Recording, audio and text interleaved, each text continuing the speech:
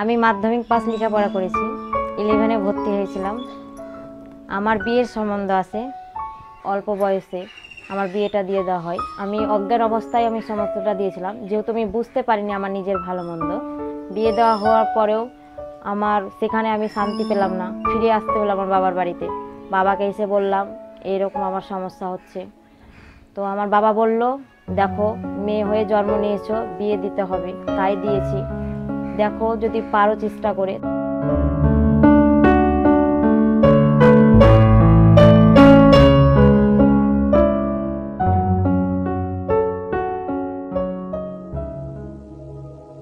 আমাদের গ্রামের সমস্যা ছিল একটা, যে মেয়েরা একসঙ্গে কোনো জায়গায় বেরোতক না।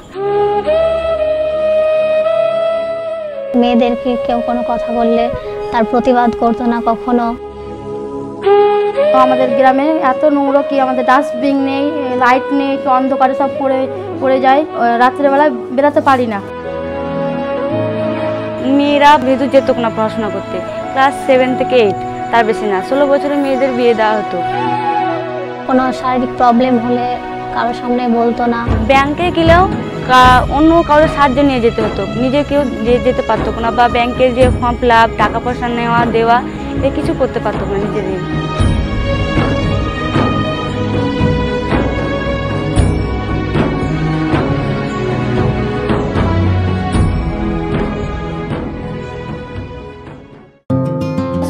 অনেকজনকে দেখতে পেতাম যারা শুধু বিড়ি বাঁধছে। আমরা তাদের জিজ্ঞেস করতাম যে তোমরা স্কুলে কেন যাও না? তো বলে যে বাবা মা যেতে বারণ করেছে। আমরা নিজেরাও করতে চাই না, কারণ আমরা তো জানি যে আমাদের বিয়ে হয়ে যাবে। এরপর 2016-তে আমাদের একটা প্রোগ্রাম আছে, যেটাতে আমাদের ইউথ নিয়ে কাজ করা শুরু হলো। এরপর আমরা ভাবলাম যে যদি আমরা 12 থেকে 18 বছরের মেয়েদের মধ্যে যদি একটা গ্রুপ করা যায় 16-17 জনের, তাহলে সেখানে তারা সমস্যাগুলো নিজেদের বলতে পারবে। তাই আমরা এই যুবমণ্ডল গঠন করার কথা বলি। এরপর আমাদের একটা করে হেলথ সেশন হতো এবং একটা করে মিটিং। আমরা হেলথ সেশনে মেয়েদের শারীরিক বিষয়ে, এছাড়া জেন্ডার, আর্লি ম্যারেজ এসব বিষয় নিয়ে কথা বলতাম। এবং আমরা যে একটা করে মিটিং করতাম মাসে, সেটাতে আমরা গ্রামের ইস্যুগুলো তুলে ধরতাম। তোমারই বাবা মা, হ্যাঁ, তোমার এখন বয়স ধরো 13, তোমার বাবা বলছে যে আমি একটা ছেলে ঠিক করেছি, তোমার বিয়ে দেব, তুমি কি বলবে?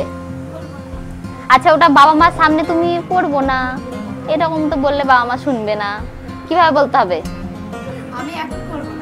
আমি এখন বিয়ে করব না, আমি এখন পড়াশোনা করব, নিজের পায়ে দাঁড়াবো, তারপর বিয়ে করব, এবং সেটা আমার অনুমতি নিয়ে হবে। আমি যেদিন চাইবো সেদিন আমার বিয়ে দেবে। বন্ধ করো, বন্ধ করো, বন্ধ করো, বন্ধ করো বাল্য বিবাহ, বন্ধ করো বাল্য বিবাহ, বন্ধ করো বাল্য বিবাহ।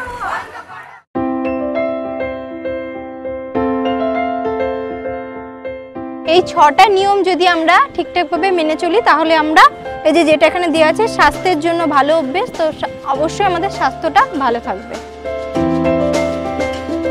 সেটা হচ্ছে সবুজ, যেটা হলুদ সেটা আমরা খাবো কিন্তু অল্প পরিমাণে, আর যেটা লাল সেটা একটু বিপদ সীমায় পড়ে যায়। আমরা যখন হেলথ সেশন করতাম প্রথম তখন যখন মেয়েদের বলা হতো যে তোমার সমস্যা কি, মেয়েরা কেউ কিছু বলতো না, মুখ ঢেকে বসে থাকতো। বা তারপর আমি যখন দ্বিতীয় মিটিং করতে যাই সেদিন আসতেও না, এরকমও হয়েছে যে প্রথম দিন মিটিং শুনে দ্বিতীয় দিন আসেনি। কিন্তু তাতে আমরা হাল ছাড়িনি, যে কজন এসে তাকে নিয়েই সেশন দিয়েছি। এই করতে করতে যখন মেয়েরা বুঝতে পারলো যে ওদের এগুলো শুনে লাভ হচ্ছে, তখন তারা বলে হ্যাঁ দিদি তুমি বলো, আমরা সবাই শুনবো এবং সেটা আমরা করবো। যুবমণ্ডলী হওয়ার পর থেকে দিদিরা অনেক খুশি, আমরাও খুশি। পর আমরা নিজেরাই যুবমণ্ডলের নাম রেখেছি উড়ান যুবমণ্ডলী। রাত্রে আমাদের টিউশন ছিল, রাত্রে এসে বৈকাল যেতাম, রাত্রে এসে 7টা-8টা বেজে যেত টিউশন থেকে আসতে। একদিন তো প্রচুর অন্ধকার, সেদিন আমরা 3 জন পড়তাম সেখানে টিউশন। আসছি এমন ব্যাপার হয়েছিল, ওখান থেকে আসতে পারা দিয়েছিল না। আমাদের গ্রামে সব মদ খেয়ে মাতলামো করতো এবং টোন টানি মারতো, ব্যাগ এবং হাত ধরে নিত। তো আমরা ভয়ে বেরোতে পারতাম না। সকালে উঠে ভাবলাম না আমাদের লাইটের দরকারই আছে। যুবমণ্ডলের সব সদস্যগুলো সব বসলাম আমরা। সেবা ভারত থেকে আমাদের সাহায্য করেছিল কিছু টাকা দিয়ে, সেই বাড়ি বাড়ি যেয়ে চাঁদা তুলে 2,500 টাকা জোগাড় করেছিলাম আমরা। সেটা দিয়ে আমরা 7টা বাল্ব লাগিয়েছি। এখন তো গোটা গ্রামে আলো হচ্ছে।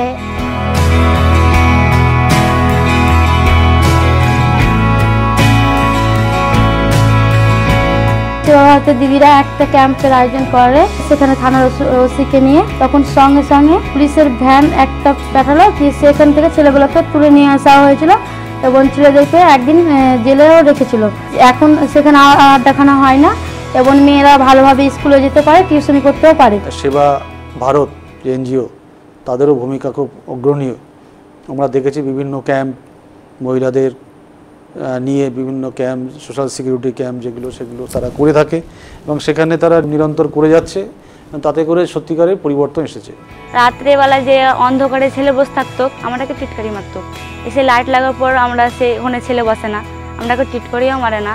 ওরা যখন জানতে পারে এসে কি আমরা এই লাইটগুলো আমরাই লাগাচ্ছি, তখন ওরা বললো বাহ ভালোই কাজ হয়েছে। তো মেয়েরা যখন করতে পেরেছে, ছেলেরা কেন পারবে না করতে?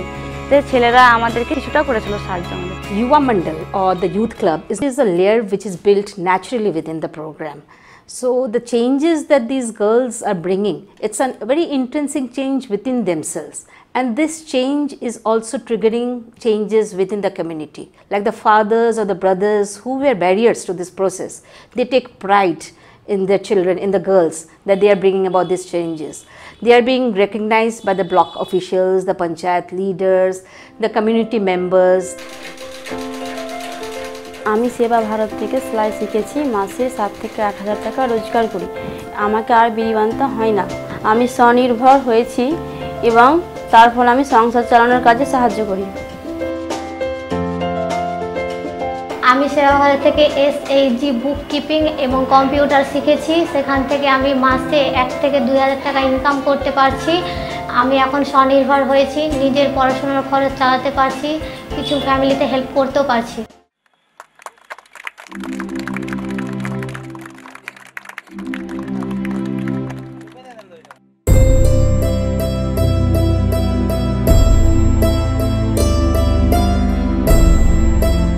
মিতালি দিকে বললাম কি এরকম আমরা এবার 15 আগস্টে কিছু করতে চাই, নাচ গান বা যা আবৃত্তি যা হবে সব করতে চাই আমরা সব।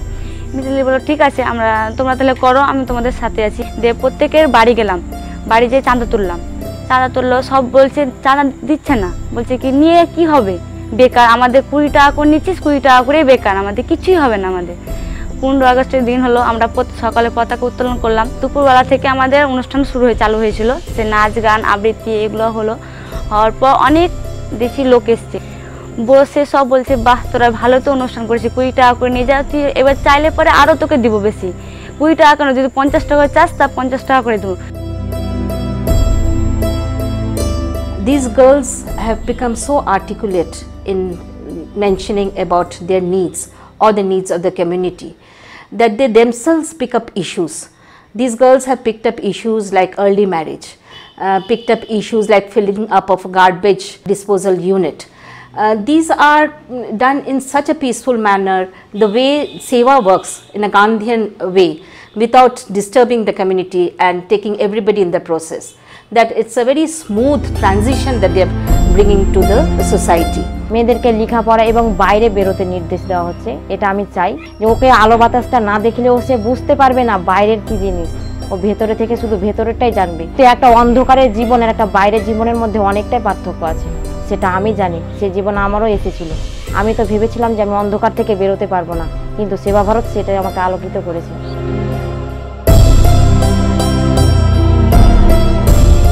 যারা একসময় বলতো কি না তোরা পারবি না এই কাজগুলো করতে, এগুলো ছেলেদের কাজ, এরা মেয়েদের কাজ না, তোরা পারবি না, এখন যেসব কাজগুলো করেছি ওই সব কাজগুলো দেখার পর সব বলে না তোরাই পারবি সব কাজ করতে।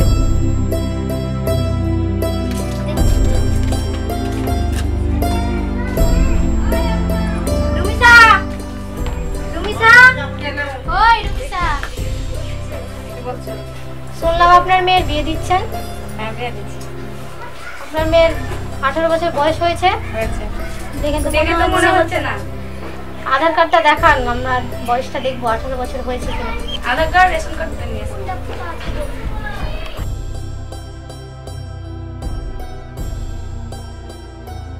যে সমস্ত মেয়েরা বিয়ে করতে চায় না, পড়াশোনা করতে চায়, তার মা বাবার সাথে কথা বলে বিয়ে না দিয়ে পড়াশোনা করানোর জন্য রাজি করিয়েছি। অনেকটা বিয়ে আটকেছে, অনেকজনের 17 বছর 16 বছর বয়সে বিয়ে দিয়ে দিচ্ছিল, তাদের বিয়ে আটকেছি, তারা এখন পড়াশোনা করছে।